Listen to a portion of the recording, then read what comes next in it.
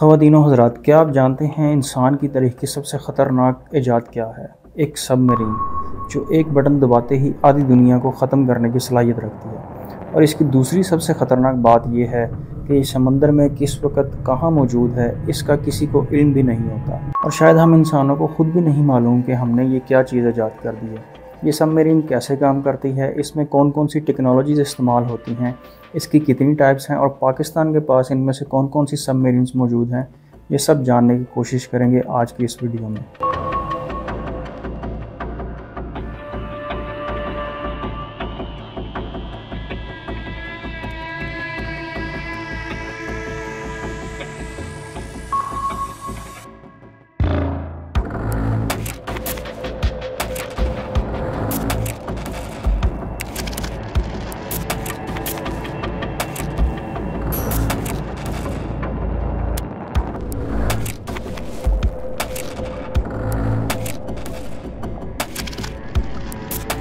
आमतौर पर सबमरीन्स पानी के ऊपर और नीचे दोनों जगह ऑपरेट कर सकती हैं। सबमरीन के आगे और पीछे दो बैलेस्ट टैंक्स लगे होते हैं।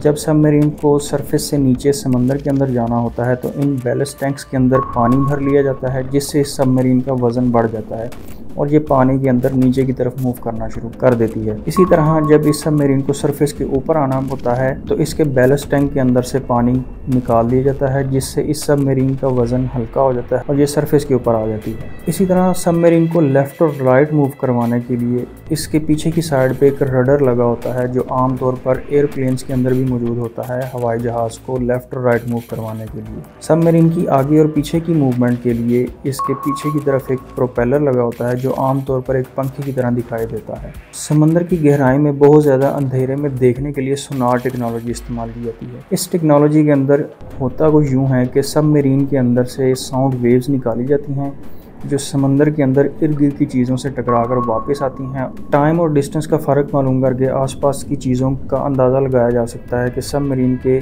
आसपास कोई चीज़, कोई हर्डल मौजूद है या नहीं।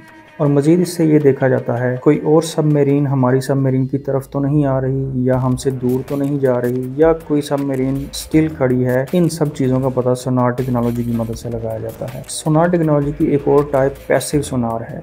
इसमें ये होता है कि सबमरीन से वेव्स को एमिट नहीं करवाया जाता, बल्कि दुश्मनों की सबमरीन से निकलने वाले साउंड, जैसे कि प्रोपेलर की आवाज़ या उनके इंजन की साउंड, उनको डिटेक्ट करके दुश्मन की सबमरीन्स का पता लगाया जाता है। जैसा कि आप सभी जानते हैं कि सतह समंदर के ऊपर हवा का दबाव 1 atm होता है, यानी कि 1 सेंटीमीटर स्क्वायर पर 1 किलोग्राम वज़न जितना प्रेशर। जैसे जैसे हम समंदर में नीचे की तरफ जाना शुरू करते हैं, ये प्रेशर वैसे वैसे बढ़ना शुरू कर देता है। और नॉर्मली सभी सबमरीन 300 से 500 मीटर की गहराई में मूव करती हैं। इसका मतलब है कि इतनी डेप्थ में प्रेशर सरफेस के प्रेशर से 50 गुना बढ़ जाता है, यानी कि आपकी उंगली के एक नाखून की स्पेस के बराबर जगह के ऊपर 50 किलोग्राम वज़न जितना प्रेशर लगाना। अब इतने ज़्यादा प्रेशर को बर्दाश्त करने के लिए सबमरीन की बॉडीज़ भी बहुत ही मजबूत मटेरियल्स की बनाई जाती हैं, और इसमें आमतौर पर स्टील, टाइटेनियम, कार्बन और एलुमिनियम का मिक्सचर इस्तेमाल किया जाता है।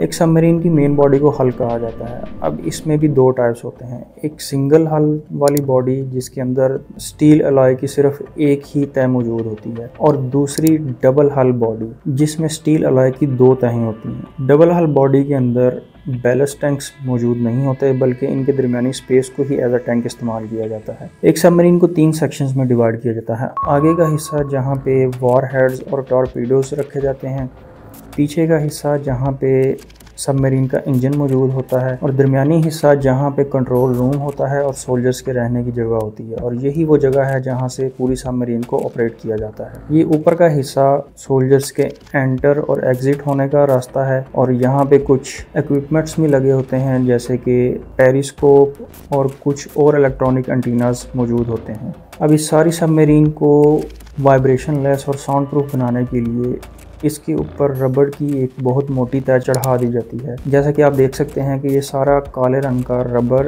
इस सबमरीन के ऊपर मौजूद है। इसके साइज़ और कैपेसिटी की बात करें तो ये बहुत बड़े साइज़ की होती हैं, जैसा कि आपको देख के नज़र भी आ रहा है। आमतौर पर 40 से लेकर 100 लोगों तक की कैपेसिटी एक सबमरीन के अंदर मौजूद होती है। वैसे तो सबमरीन बहुत सारी टाइप्स की होती हैं, लेकिन यहाँ पे 3 मेजर टाइप्स डिस्कस करना ज़रूरी हैं।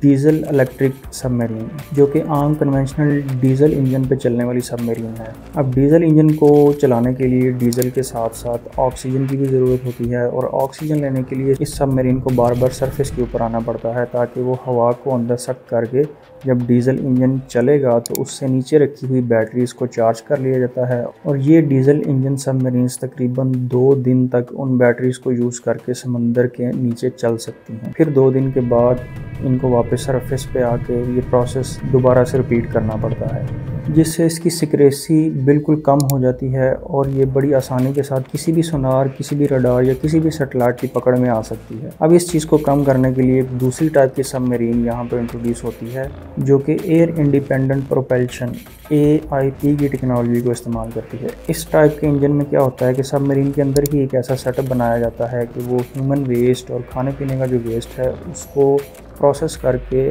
ऑक्सीजन और हाइड्रोजन में कन्वर्ट करता है, और उसी ऑक्सीजन को इस्तेमाल करते हुए डीजल इंजन को चलाया जाता है और फिर उससे बैटरीज चार्ज करके सबमरीन्स को रन किया जाता है। AIP टेक्नोलॉजी वाली सबमरीन्स आमतौर पर 15 से 25 दिन तक समंदर के नीचे रह सकती हैं।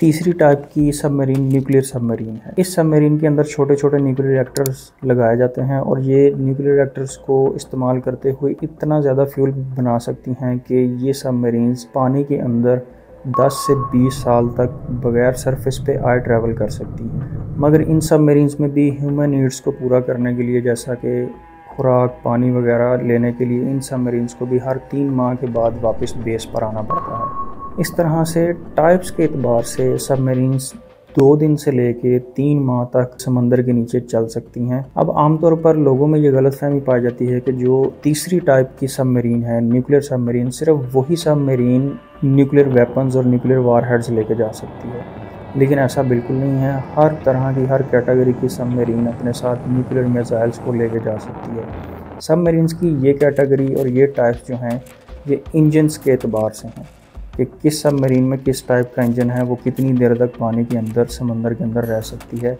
इन्हीं टाइप्स के एतबार से सबमरीन्स की रेंज भी डिसाइड होती है।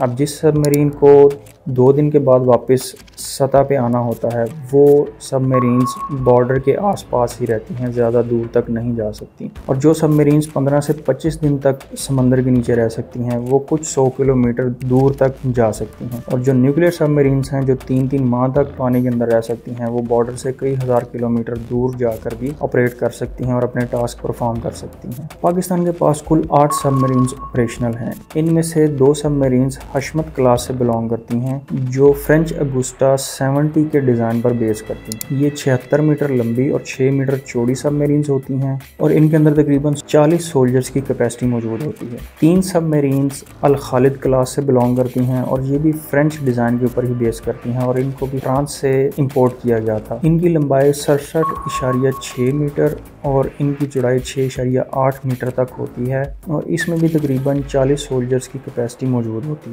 और ये सबमरीन्स 50 से 70 दिन तक समंदर के अंदर मौजूद रह सकती हैं। 3 छोटी सबमरीन्स जिनकी लंबाई 28 मीटर और इनकी चौड़ाई 2.3 मीटर है, ये इटली के ताउन से कराची शिपयार्ड में तैयार की गई हैं, और ये 20 दिन तक समंदर के अंदर ऑपरेट कर सकती हैं। ये तमाम 8 की 8 सबमरीन डीजल इंजन के ऊपर ऑपरेट करती हैं। अब पाकिस्तान का समुद्री बॉर्डर बहुत छोटा होने की वजह से पाकिस्तान को फ़िलहाल न्यूक्लियर सबमरीन की ज़रूरत नहीं है। हाँ, अगर फ्यूचर में न्यूक्लियर सबमरीन्स की ज़रूरत पड़ती है तो पाकिस्तान ज़रूर उनको इंपोर्ट करेगा। उम्मीद है आज की वीडियो आपको पसंद आई होगी। मिलते हैं नेक्स्ट वीडियो में। Till then take care. अल्लाह हाफिज़।